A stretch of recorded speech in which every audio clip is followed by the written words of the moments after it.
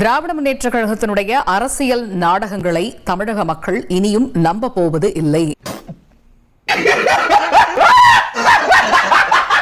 தமிழக பாஜக தலைவர் அண்ணாமலை சமூக வலைதளத்தில் பதிவிட்டிருக்கிறார். மத்திய அரசை கண்டித்து 1000க்கும் மேற்பட்ட இடங்களில் இன்றைய தினம் ஆர்ப்பாட்டம் நடத்தப்பட்டது. எக்ஸலத்தில் வெளியிட்ட பதிவில் கிராம சபை கூட்டம் என்று கூறி பொதுமக்களை வர சொல்லி திமுக நடத்தும் போராட்ட நாடகத்தில் பங்கேற்க சென்ற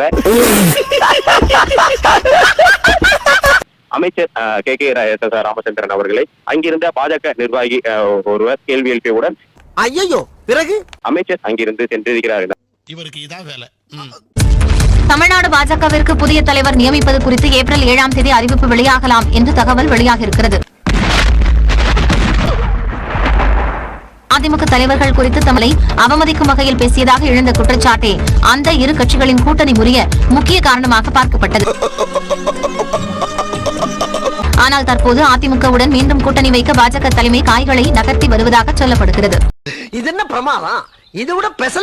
தமிழ்நாடு வரும் பிரதமரை அதிமுக பொதுச் செயலாளர் எடப்பாடி பழனிசாமி உட்பட முக்கிய நிர்வாகிகள் சந்திப்பார்கள் என பேசப்படுகிறது.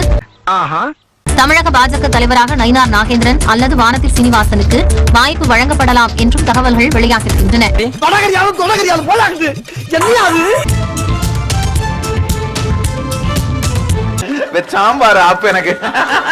டாஸ்மாக் ஊழலில் மறைப்பதற்கு எதுவும் இல்லை என்றால் விசாரணை மீது எதற்கு அச்சம் என பாஜக மாநில தலைவர் அண்ணாமலை கேள்வி எழுப்பியுள்ளார்.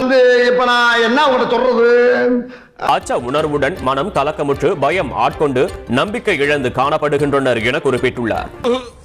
நமக்கு மட்டும் ஏன் இப்படி எல்லாம் நடக்கிறது?